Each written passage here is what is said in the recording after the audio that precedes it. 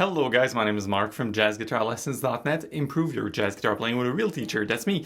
And in this lesson I want to focus on how to use more different chord shapes and fly around the fretboard, and especially using the diminished 7th chord, which we will explore in this lesson. You guys might be wondering, you look at Joe Pass or you look at Wes Montgomery and they fly around on the fretboard with chord shapes. And it seems so effortless. It is so effortless. So I really want to show you some tips and tricks to make this very effortless. As always, this is sort of a beginner lesson, so there's very few chord shapes we'll cover. I'll do this on my nylon string. Thank you very much for having chosen this video. There's billions of videos on YouTube, and I will try to hold my end of the bargain and show you stuff that's actually useful. Two things. Number one, and spitting at the same time, right?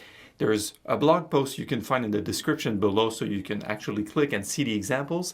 And also there are timestamps, so if you want to scroll forward in the video and see different topics, like we'll do a 2-5-1 in the key of G major, you can do so using the timestamps in the description. So let's get going. All right, so here's what I want to cover in the video today. Three things. Number one, I want to give you a brief overview of what the diminished chord, the diminished 7th chord is actually. I'm not getting bogged down in theory here, but just to give you an overview. Number two, we will look at how to use those diminished 7 chords as chord synonyms within the jazz guitar comping world. And number three, I'll show you a few licks actually on 2-5-1s on how to use the diminished 7th chord creatively, changing appoggiatura and arpeggiation and all the likes. Now you've noticed I'm on my nylon string. Once again, it's all shiny. Bear with me in this video. I changed the strings yesterday, so the sound is pretty bright and it gets out of tune super fast. So if it gets out of tune during the video, blame it on the raging Canadian winter and not on me. All right, so let's get going with part one. Part one, let's discuss what a diminished 7th chord is, and it's basically, in the theory of it, it's a diminished triad with an added diminished 7th on top. Yeah. So what you look at is the root note. So say you pick a C, so the C note, the flat 3, which would be an E flat, the flat 5, a G flat, and then the double flat 7, which would be a B double flat. And that's not a mistake. In classical theory, that's how you write it, like flat 7 or flat B. And that note, you could call it, it's a 6, so effectively you could call it A. So C, E flat, G flat, and A is your diminished 7th arpeggio or chord. You can strum this all together, as you can find in the blog post. And the point is, if you decide to call it a diminished triad with a 6 on top, no one will revoke your jazz guitar playing permit or a card. That's totally fine. Even to me, that's how I perceive it in my playing, because it's easier to get to a 6 than to get to a double flat 7. All right, so in the blog post, you have an example of this here, where we have our 4 notes. So we have a C diminished 7th with the C note, which is on the 2nd string, but all other notes are present: the E flat, the A or the B double flat, and the G flat. That's just one inversion of the chord. So in case you're wondering, inversions are basically taking that chord and looking at 4 notes and taking that lowest note and putting it on top here, and on top and on top, until you get the 4 dispositions of the same 4 notes. And the trick here, and you gotta check out the blog post for this, is the 4 inversions of your C diminished 7th are here. And notice, my fingers aren't moving because they're the exact same shape. So I think you're starting to realize why jazz guitarists were so fond of this, because it's super versatile and you don't need to change much by going up, back, and down. Now, of course, you've recognized that sound of a diminished 7. It's the sound of, in silent movies, that's the sound of the lady be tied to the tracks and the train is coming. That's this like very dramatic sound that necessitates a resolution. Now what we'll do in the second part of the lesson is we'll look at how we can start to substitute this and use this in actual jazz context. All right, second part of the lesson, how do jazz guitarists use this diminished 7th chord? I'm guessing the first thing that popped in your mind was, Marc, I look at all these lead sheets in the fake book and there's no diminished 7 chords. Or, rarely you see ones like, oh, that's an oddity. How do we use this? Well, actually, we're going to substitute, or to synonymize, I know it's not a word, we're going to substitute our diminished 7th chord for a dominant 7 flat 9, meaning that say you look at a chord progression like 2-5-1, D minor 7, G7, C major 7. The G7, that dominant seventh, in jazz we allow ourselves to sort of add flat nines and sharp nines and things like that. So the G7 flat 9 could be thought of as a diminished 7 chord, and that's what I want to do in this section, so you have to bear with me. We'll go through some of the theory here. If this is too basic for you, of course, you feel free to move forward in the video and you can see the actual playing examples. So let's start with a D7 cowboy chord. So in this video we'll be in the key of G, good old G. It's pretty, sounds pretty good, it's pretty in tune, I think. And then you go to D7, to D, which is your 5 chord, your Roman V, your 5. And then D7. So D7 is your 5, your dominant 7 chord. And I like to call this cowboy chord, naturally. If you raise the D note, your open D, to an E flat, and you keep the rest the same, so you keep this the same, and you raise this, you get that diminished chord shape. So let me tell you what happened in the theory of it. We have a chord that's D7, that's D, F sharp, A, and D, and C. So that's 1, 3, 5, flat 7, and that's a D7. And we took the D note and we raised it up to a half step, so it became E flat, F sharp, A, and C. And that's one of the drop 2 inversions of this, which is really playable on guitar, right? So what happens if you want to conceptualize this, if you're more advanced, you can think of your D7 flat 9, so 1, D, F sharp, A, C, and E flat. But disregard the root. So instead of 1, 3, 5, flat 7, flat 9, go 3, 5, flat 7, flat 9. That's this chord right there. So that's a really neat trick to me, is instead of thinking of switching the root, you go 1, 3, 5, 7, add the flat 9, and whoa, where's my pinky? Here, okay, sorry. I'm a bit handicapped on some days. So you simply go 3, 5, 7, 9, and you forget about that pinky, that root at the bottom. So that makes, if I can muster, that makes it much easier to sort of build a 4-note chord starting on the 3rd. All right. So that's how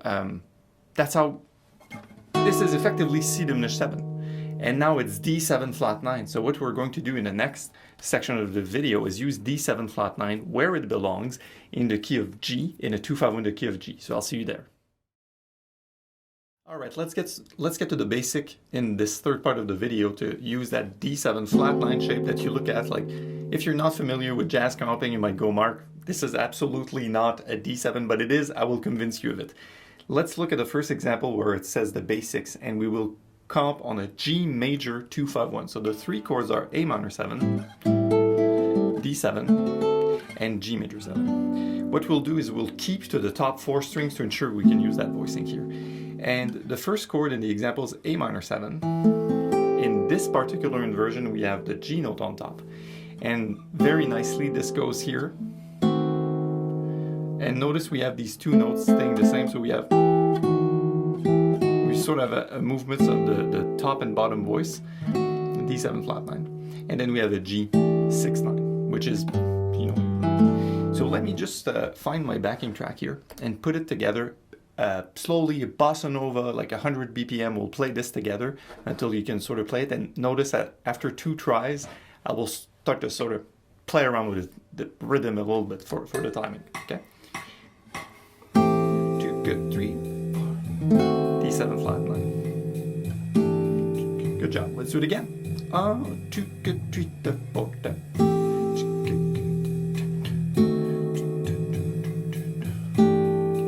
Let's start the full around now.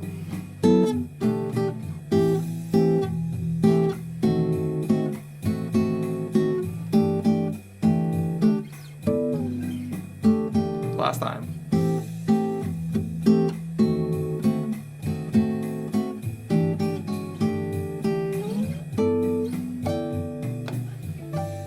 Went up an octave. So now that's a very, very basic movement of your 2-5-1. Now in the second example in the blog post, you'll notice we will use 2 different inversions of the A minor 7, which we'll deconstruct together, and then we'll use all of our 4 inversions of the C diminished 7 that we covered earlier. And knowing that each of those represent D7 flat 9. So the example is, here we go, A minor 7. So we were at this inversion, and feel free to use your open A as well if you want, right? Because it fits the chord, and then that's your other inversions.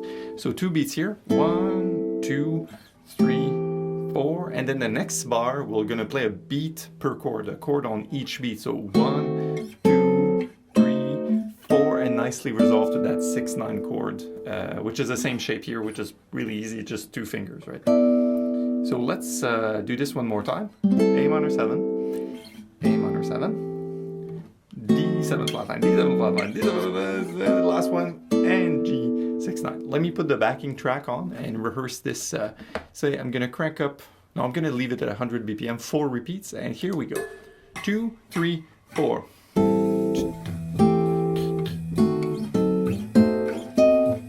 Good job. Again. 2, 3, 4.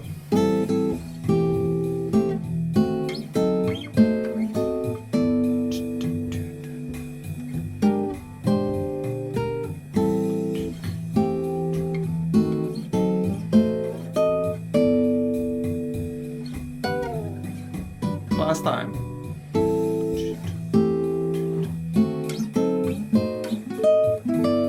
And we're done. Good job. So now, as you can see immediately with this example, sorry, browsing my example sheet on my computer here, we have a lot of movement for a single chord shape that I showed you in, what, 15 seconds, and you got this, and now you can do a lot of mileage with your D7 flat 9. Now, for the next little while, you're going to get on everyone's nerves with your diminished 7 chords on the top strings, but this gets extremely redundant in your ears and in your listeners' ears after a little while. So let's do something in the next example where we will use only 2 of the 4 shapes of D7. So let's pick the 2 middle ones. We'll have this one and this one. And our A minor 7, let's do, see the rhythm is, we should do this in a swing rhythm now. So A minor 9, so we took our A minor 7 shape inversion, and then we'll add the 9th here. And then instead of just playing and resolving, we will sort of articulate it. So we'll pluck the bottom portion of the first D7 flat 9 chord and the top note on the second beat. So 1, 2, and then 3 and 3 and so 1, 2, 3 and 1, 2, 3 and then land here. Let me put a little bit of a swing rhythm on my. I use iReal Pro, not affiliated by the way, but I use iReal Pro, love it. Slow swing, medium swing, medium swing. All right, let's do this 4 times. And be mindful of how the rhythm lays, and you can, join me after 3 or 4 tries. Now,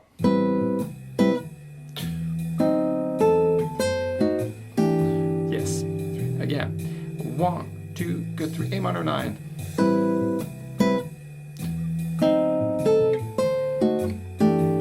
Already we have more variation instead of, right? Again.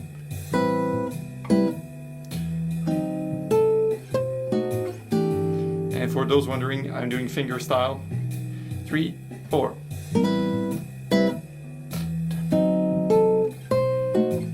Good job, and that's it.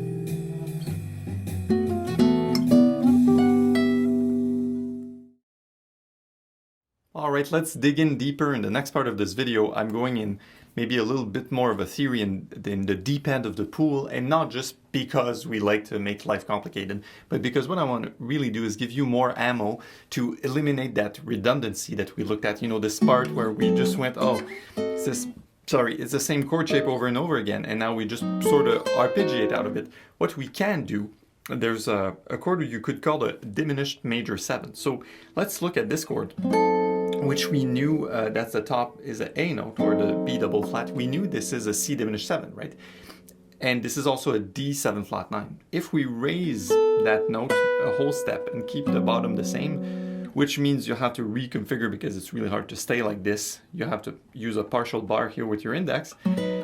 Some of you guys have played jazz enough to know that's a D13 chord, right? So this is effectively a C diminished with the major 7th note.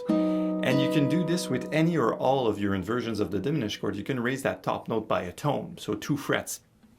So we could call this guy a D13 flat 9 chord. All right, and there's different ways to call it. Personally, I think I've heard it as a major, diminished major 7, or I've heard it as diminished appoggiatura. And the point is, it's such a tense sound that it requires to be resolved. So instead of sitting on this one and say this is D7 flat 9, D13 flat 9, and go to your G, you sort of resolve it like this. So if you look at the next example, you can go on each inversion of it. So look at this. And each top note is raised a whole step and resolve it down. So this, the first one, and then go to the second one, third. Of course, you could practice for yourself or your own sake, shedding like.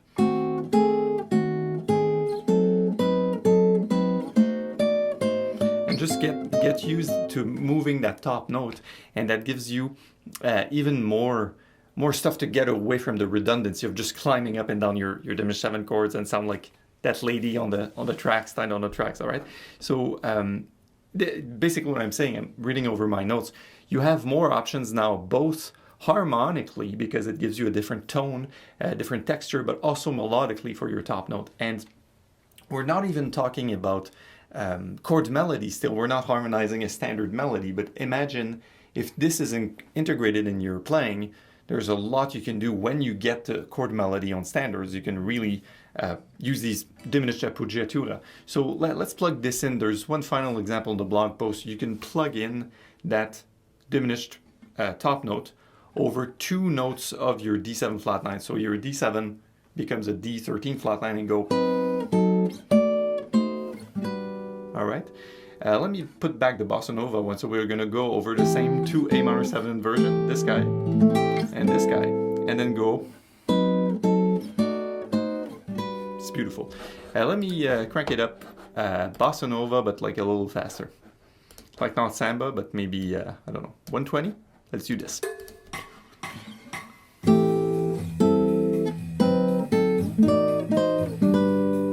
Pretty nice, right?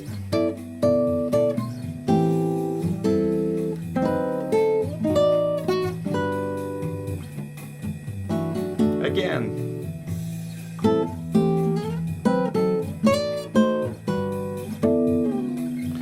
Last time.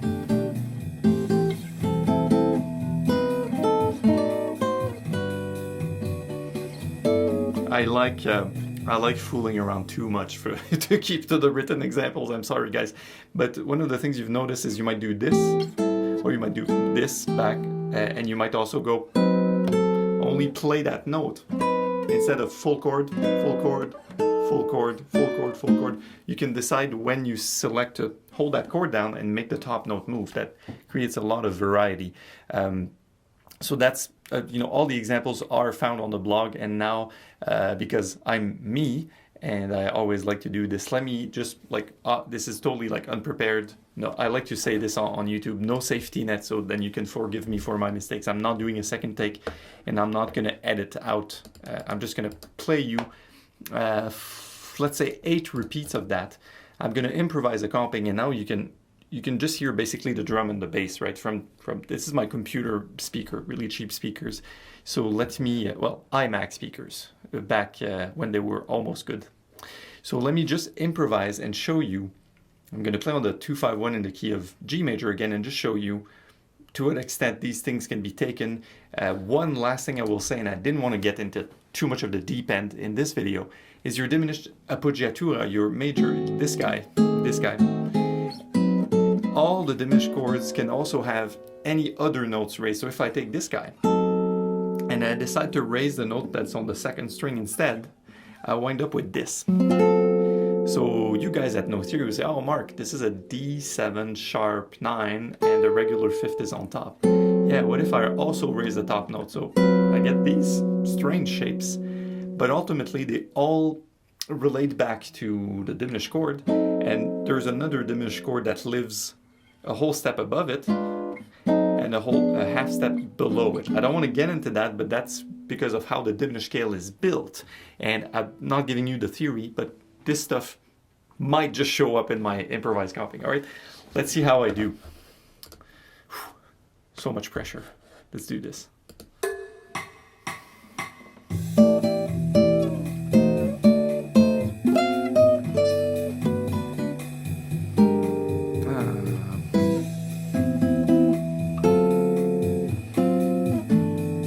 You might select to play only certain strings, right?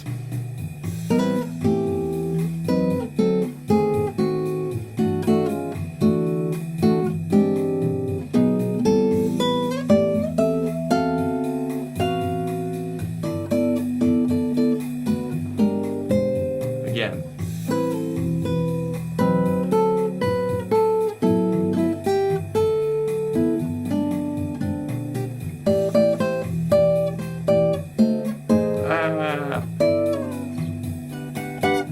We have company.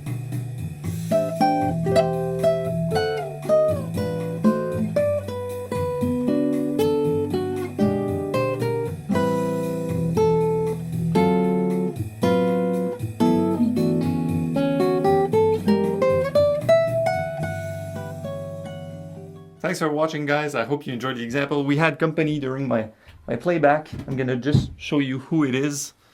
It's her. It's Mitten.